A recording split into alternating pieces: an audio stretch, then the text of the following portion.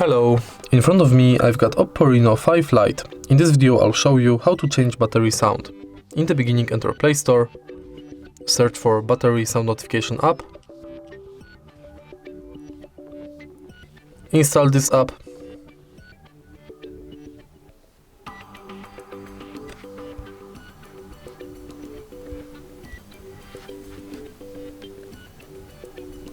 now open it, tap plus in the right corner and select mode between connected, disconnected, full battery and low battery. Now select sound source.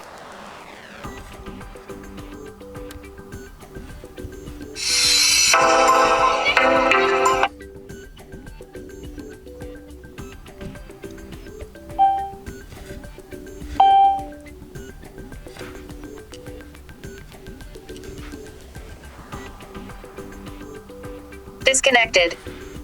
Then name your function.